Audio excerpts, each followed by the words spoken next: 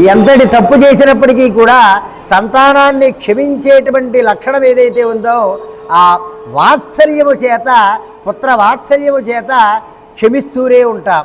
వారికి విద్యాబుద్ధులు నేర్పిస్తూ వారి యొక్క అహంకార తాపాలని క్షమించబడేటువంటి పరిస్థితి ఉంటుంది. అది కారణం ఏమిటయ్యా? పుత్ర వాత్సల్యము అని. అంతేకాకుండా షడేతే మమ బాంధవ, వీటన్నిటికీ కూడా అనుకూలమైనటువంటి వర్తనం చేసి ఒక రుజువర్తనమైనటువంటి స్థితిని కలగజేసేటువంటి వాళ్ళు ఈ ఆరుగురు కూడా నాకు పరిపూర్ణమైనటువంటి బంధుత్వము కలిగినటువంటి వారయ్యా అని చెప్పేటువంటిది. అందుకే అంటూ ఉంటారు, ఒకటి ఒక విధంగా సంప్రాప్తింపబడదు అని.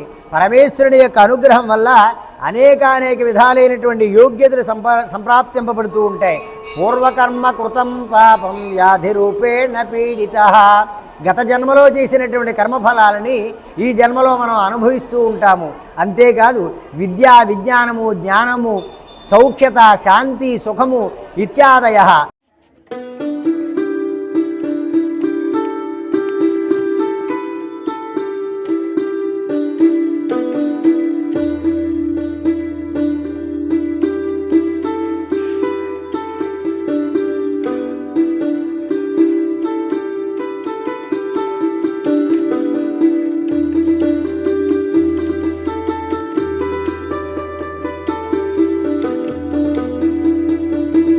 సమస్తమైనటువంటిది కూడా గత జన్మలో చేసినటువంటి సుకృతాలను బట్టి సంప్రాప్తమవుతూ ఉంటాయి అని.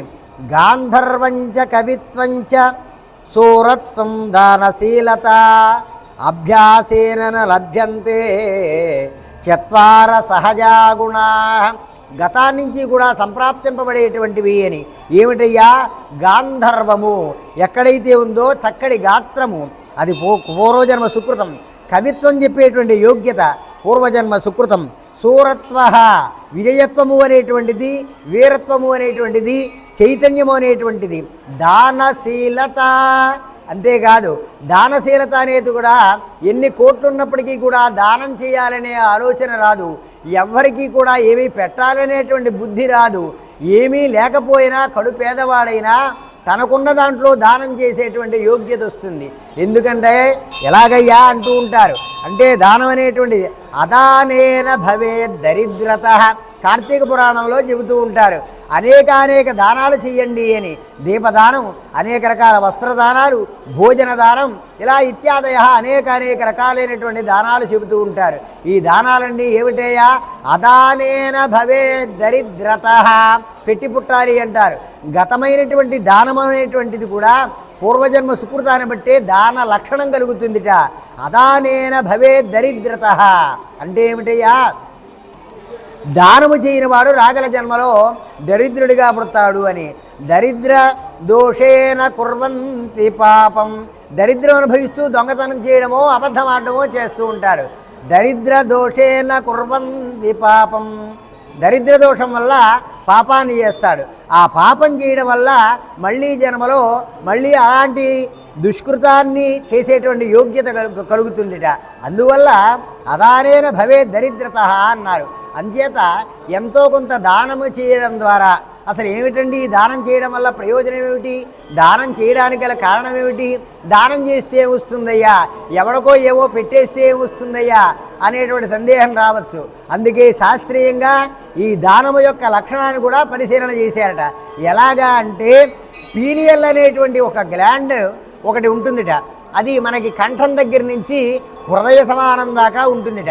అది 5 అంగుళాల దూరంలో ఉంటుంది. ఆ పీనియల్ అనేటువంటి గ్లాండ్ ఏదైతే ఉందో అది దానం చేయగా దానము పుచ్చుకున్న వారి యొక్క మనస్సు వికాసమై ఆనందంగా తాదాత్మ్యము చెందుతూ తన యొక్క కళ్ళలో ఒక ఆనందము, ఈ ఫలాన్ని నేను భుజిస్తాను, రుచికరమైనటువంటి ఫలాన్ని నేను భుజిస్తాను, ఫలానా వాళ్ళు నాకు ఇచ్చారు అని ఆనందపడతాట. భోజనం పెడితే ఈ భోజనం నేను తింటాను, నా కడుపు తృప్తి తీరుతుంది, ఆనందంగా ఉంటుంది అని తాదాత్మ్యమైనటువంటి ఒక రకమైనటువంటి తేజస్సు, ఆనందము వస్తుందిట. తద్వారా దానం చేసినటువంటి వారికి వారి ముఖం చూడగానే గొప్పదైనటువంటి ఆనందం కలుగుతుంది. తద్వారా ఆ పీనియల్ గ్లాండ్ అనేటువంటిది వికాసం జరుగుతుంది. తద్వారా ఆయుర్వృద్ధి దినే దినే అని ఆయుర్వృద్ధి కలుగుతుంది అని చెప్పారు. ఈ విధంగా అనేక విధాలైనటువంటి పరిస్థితులలో దానం గురించి చెప్పారు. ఇవి రీసెర్చ్ చేయబడినటువంటి విషయం. కాబట్టి దానం చేస్తే ప్రతిఫలం ఏమిటయ్యా అంటే ఇంత గొప్పదైనటువంటి ఫలితం ఉంది అని దీన్ని రీసెర్చ్ చేసి చెప్పడం జరిగింది. అలాగే అభ్యాసేన లభ్యంతే, ఇవన్నీ కూడా మనం కావాలని కోరుకు తెచ్చుకుంటే రాదట, సహజ సిద్ధంగా తత్వము కలిగి ఉండాలట, సహజమైనటువంటి లక్షణంతో కలిగి ఉండాలి అని చెప్పబడుతుంది. అందువల్లే అక్కడ శిబి చక్రవర్తి అంటూ ఉంటాడు, ఏమయ్యా ఏం కావాలి అని ఇంద్రుడు అగ్ని కూడా పరీక్షించడానికి వచ్చినటువంటి వాడై తన యొక్క తొడభాగాన్ని ఉన్నటువంటి ఆ పావురపు మాంసం ఎంతైతే బరువు ఉంటుందో అంత బరువుని కూడా ఇవ్వడానికి సంసిద్ధుడైనటువంటి గొప్ప దానశీలైనటువంటి శిబి చక్రవర్తి చెబుతూ ఉంటాడు, ఏం కావాలయ్యా అని. పరమేశ్వరుడు ప్రత్యక్షమైనటువంటి వాడై అగ్నిహోత్రుడు ఇంద్రుడు కూడా ప్రత్యక్షమై శిబి ఏం కావాలయ్యా అన్నట్ట. అనేటప్పటికి అంటున్నట్ట, అయ్యా నాకేమక్కర్లా, నత్వహం కామయే రాజ్యం నా స్వర్గం నా పునర్భవాం ప్రాణినాం దుఃఖ తప్తానాం కామయే దుఃఖనాశనం. అయ్యా మీరేదో అనుకుంటున్నారు, నేనేదో ఆపేక్షించి చేయటం లేదయ్యా దానం అనేటువంటిది. ఈ దానం గొప్పగైనటువంటి యోగ్యత కలుగుతుందని చేయటల్లా. ఏమంటున్నాడయ్యా, నత్వహం కామయే రాజ్యం, ఇంత గొప్ప చక్రవర్తిని అయ్యేనే మళ్ళీ రాజ్యం అంతా నాకు కావాలని అనుకోవటం లేదుదా. ఏమని, నా స్వర్గము స్వర్గము, నాకేమీ స్వర్గాలు అక్కర్లా, గొప్పదైనటువంటి యోగ్యత అక్కర్లా, నా పునర్భవం, ఇలాంటి యోగ్యత ఇలాంటి గొప్పతనము మళ్ళీ నాకు అక్కర్లా. అయితే ప్రాణినాం దుఃఖ తప్తానాం, మానవ ఏ జీవికి కూడా బాధ అనేటువంటిది లేకుండా చేయవయ్యా. నాకు కోటలక్కర్లా, మేడలక్కర్లా, మిద్దులక్కర్లా, బంగారం అక్కర్లా, ఆహారం అక్కర్లా, మళ్ళీ ఇలాంటి వైభవం అక్కర్లా, స్వర్గ మోక్ష ప్రాప్తి అక్కర్లా. ఏ ప్రాణికి కూడా బాధ లేనటువంటి విషయం. అందుకే నిష్కామ కర్మ అన్నారు. ఎందువల్లయ్యా అంటే దీనివల్ల నాకు ఈ ఫలితం వస్తుంది అని ఆశించకుండా చేసినట్లయితే ఆ సత్ఫలితము భగవంతుని యొక్క అనుగ్రహం వల్ల సంపూర్ణమైన ఫలితాన్ని ఇస్తుంది.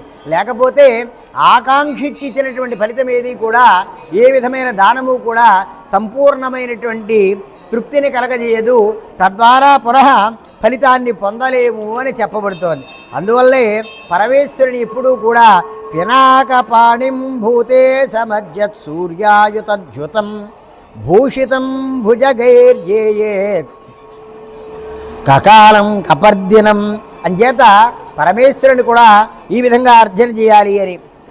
సలిలంచ చందనం, సలిలం ఆయనకి కాసిన నీళ్ళు వస్తే చాలు పరమేశ్వరుడికి సంపూర్ణమైనటువంటి తృప్తి పొందేటువంటి వాడై ఉంటాడు అని.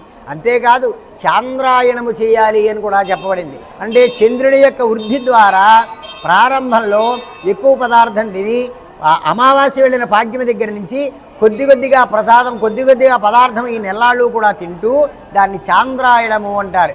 కొద్ది కొద్ది ప్రసాదంగా తింటూ ఆ చంద్రుని యొక్క వృద్ధి ఏ విధంగా ఉందో ఆ విధంగా కొద్ది కొద్దిగా పెంచుకుంటూ ఆహారాన్ని వెళ్ళి పౌర్ణమి దగ్గర నుంచి మళ్ళీ అమావాస్య వచ్చే వరకు కూడా ఆ చంద్రుని యొక్క క్షీణస్థితి ఏ విధంగా ఉందో ఆ విధంగా కొద్ది కొద్దిగా ఆహారాన్ని తగ్గించుకుంటూ ఉపవాస దీక్ష చేయాలి అని చెప్పబడింది.